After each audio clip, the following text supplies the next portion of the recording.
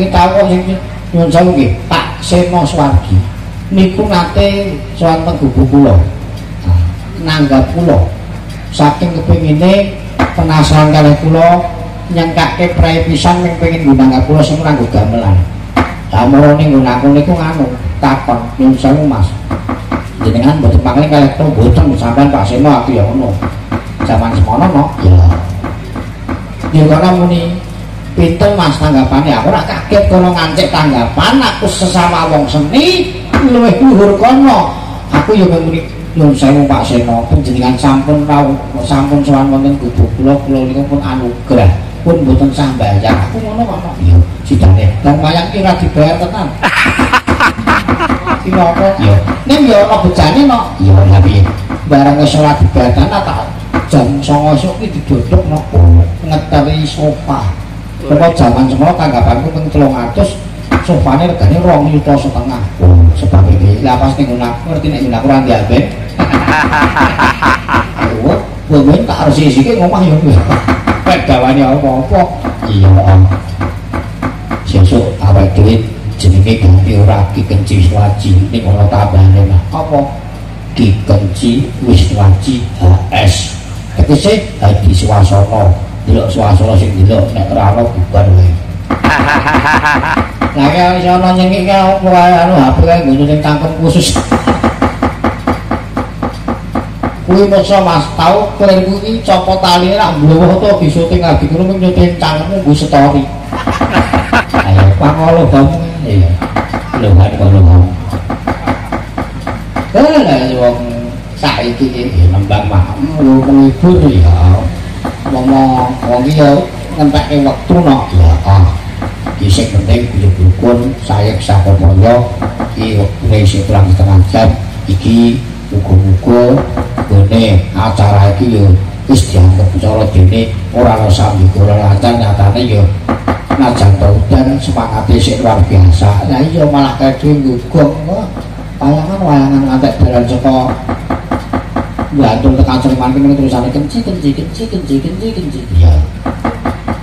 sing jenenge dalan iki nek profesi mayang bumi nek awan ya disamben gawean ya iso kritik pembangunan ya iso ning sawah garap sawah macul utawa debet ya aku ki rekane arep dodol salunge biasane nek wong njaba ki nek ndelok lupute nek wong sing apa tangga teparunge nek lamas kan sih ya Pak Dalang nek ora mas Pak Dalang lah aku dodol salunge kaget tukule aku dijeruk lelek to ya ora apa-apa Pak ya cah cilik kok ya lah ya berarti dijeruk lelek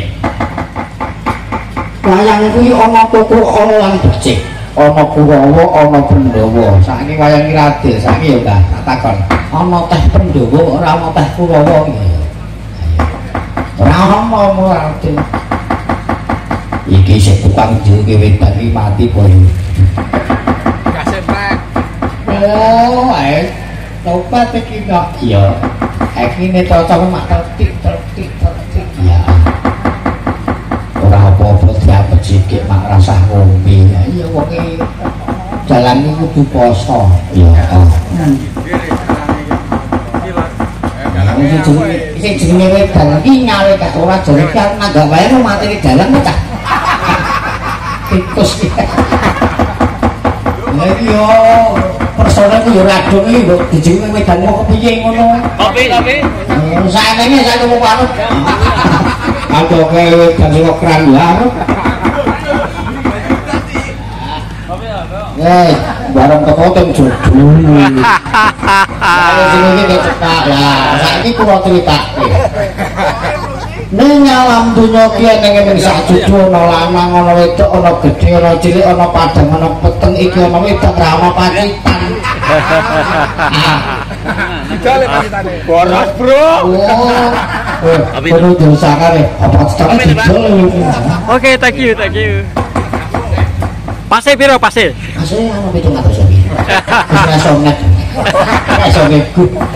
Ora sonet. Iki wong dalan kok dijak omong-omong. Interaktif. Lagi tunggal iki wae karo tangan ki asu.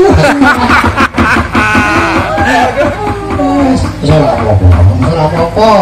Arang yo nuruti rombongan PKK perkumpulan kender-kender dalange ayo kowe ya melu kender wong nek aku nek wis ngumumke to yo jauh nek sing delok aku ra nggampel niku iso nggutombo sing setruk dadi waras sing waras dadi aku ra omong iki ambang rong tau tindak ning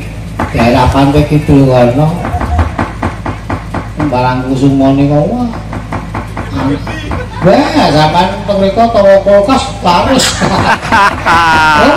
dua pintu ya weh tak ngene aku terus pengajian lho malam semua parang kusuma ana sing ora ning rada tu wah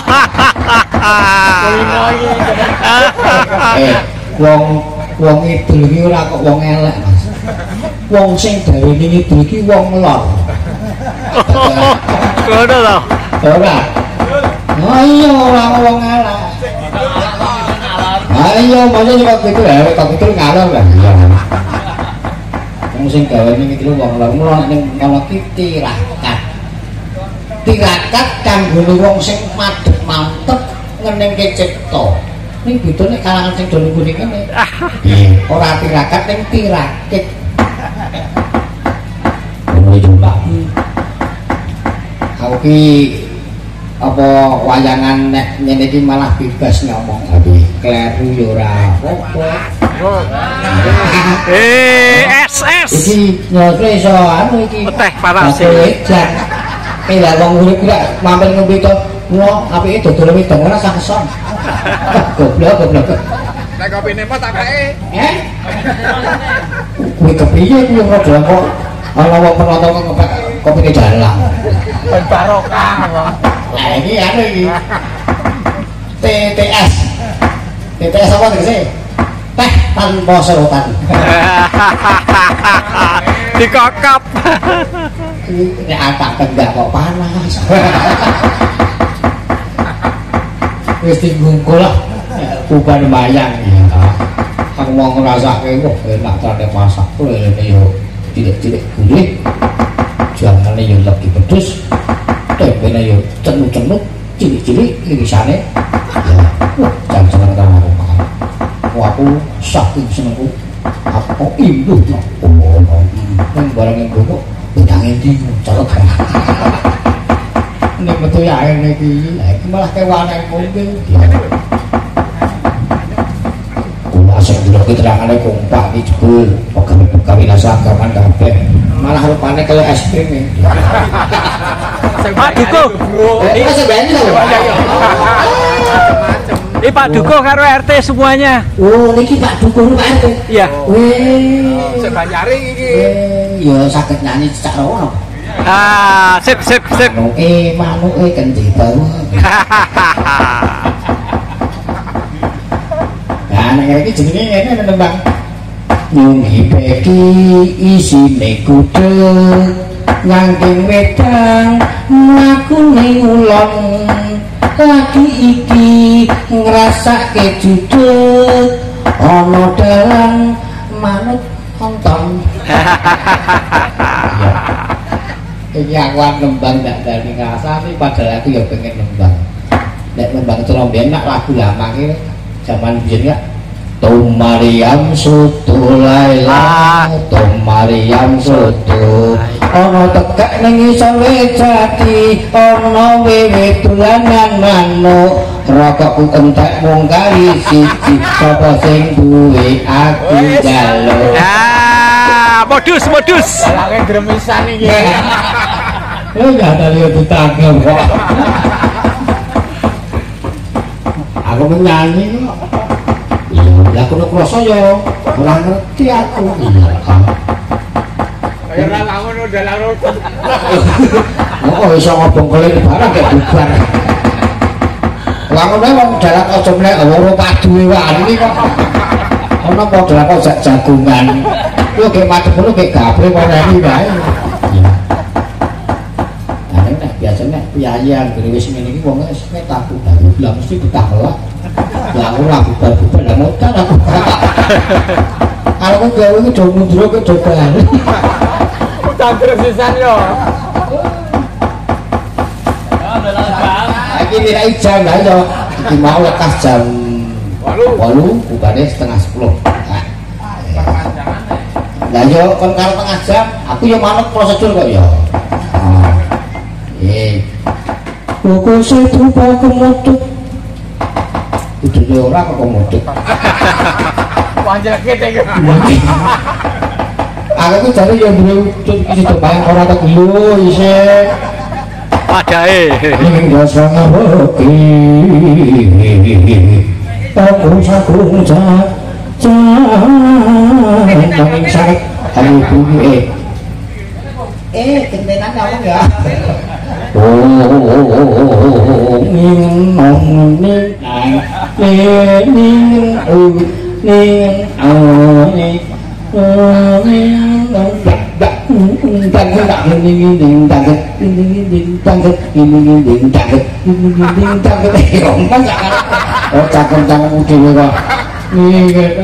angel cah. Apa suara beku? Iku jam apa tadi? Oh bener. Yo antos. Ning apa nek atas depoke timbang atas rembuke. Atas rembuke ada. Mleget dhuwur ugek sak berita mleget. Anak lu kok doinggat dhewe-dhewe. Kaleng dikongkon tuku rokok malah dikon mlayu. Lah iki sing tak ati-ati iki bocah kacarita Prabu Kresna swangonten ing Karangkedhel tak ngeling-ngeling kuna ndase atos ngenangan wah goyang pitu sing rusak papat ae modal nolah tang ning tung bas tung ning tung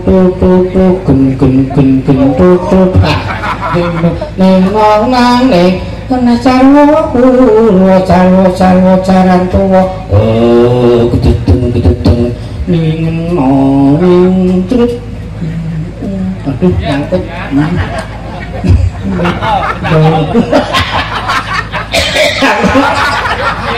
malah watuk aku ya Allah gua teman kok wiruh gaman kok watuk yang terbang ngombe pisang dijak padu baik ngombe pisang dijak padu saya dalang mati matur sembah nuwun sinuwun sami wilujeng pangastumu Kakang Badranaya ora ana sambikala inggih bekti kula pundi ya tak kengko ora ana budya pangastu petamanana inggih kula tampi bathuk rejima bektiku katul kakek Ismar sinuwun panjenengan iki matur sembah nuwun sampun kestu wonten ing gubuk wontenipun nggih namung ngoten niki teng pesasik dereng kula saponi Kakang Semar inggih kangganiki lamun malah kepara dawah kosok balen aku ngaturake geng panuwun nanging suwaku Kakang Semar gelaku kula pripun ora nampa nawala marang Kakang Semar ento Kakang Semar bakal ngadani ngerti dusun ngemetri desane ngapik-apik desane Kakang Semar ora paling cetha sadurunge wong kok ora buru yo mosok kaget Kakang Semar sing nyuwun pangapunten kula niki pun wonten kalpubung niku pertanda iki ngelingi Ka'bah sing do delok niku pun do sedekah niku pun nambah kadung sing munggah panggung niku nek wonten sing dodok iki nek pun muntuk nggih hayat ngerti to mosok dalam tengok dhewe makane budingle ajene to itu cara dewe-dewe banjur sak iki ana kedaden piye Kakang Semar matur sembah niki sampun anggen kula ngerti dusun anggen kula muri niki kula istimewake niki malah kula ngundang Gantari gelar Tani Lestari yen yo cumang itu sing kondang suwargi timbul ya ngetan ning Prambanan saya ngetan Joko edan ya mekiri kenci edan kali makam suci ngidul ambyur ning kali trek kalau kebang itu ketik bebek aku sekali bukan lautan hanya kolam bebek listrik mati demak-demak minta telak bangun atau ngomong sing penting urip niki kula duweni sak samunipun mangke sinuwun durati sinuman dosa sampun rawuh wonten gubuk kula tegese ngormati dhateng kula niki kula tanggape ledek kula tanggape ledek jejukitan tarian mergo niki sak samunipun wayang menika paripurna mungkin wonten tuturan ketoprak utawi ketabuk yen ngono Kakang Semar diudaneni mergo kuwi sing jenenge uni iku sing dadi sabdane Kakang Semar iki golek menawa karang mergo murah kok ya ape wis murah jak padu dalang rata-rata ki mati nang kono ning tenan ati dimoni dengkot-dengkot iki iya tapi tuan nasi dodol sing kira kambal lemah kuwi wah ngene putune lho apa lho upama ya aku karo kene sing dodol iki pasine jenenge sampean pasine Purnomo lho kuwi apik Purnomo pomo dadi wayang dakwale ora dadi anu wae dadi coprak pomo dadi coprak dadi wayang ya kena pomo wayang aku pomo Abu Banyu ora sama dakwale beda nek aku Abu Banyu sampean apike demit iya ora apa-apa ngenong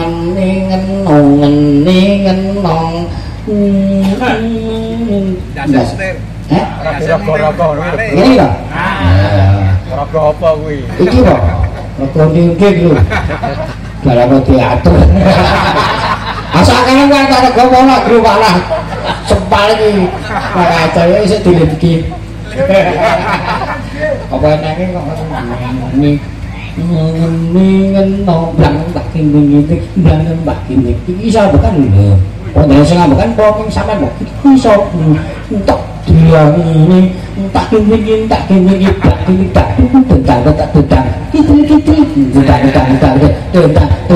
tentang ning nong nang ning nong ngeli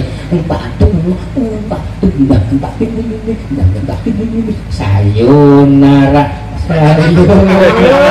sampai berjumpa pulang buat apa susah itu tak ada gunanya buah durian buah semangka cukup sekian sampai jumpa buah durian buah sesat buah kedondong itulah nama buah-buahan cinta ditolak pasar kembang buka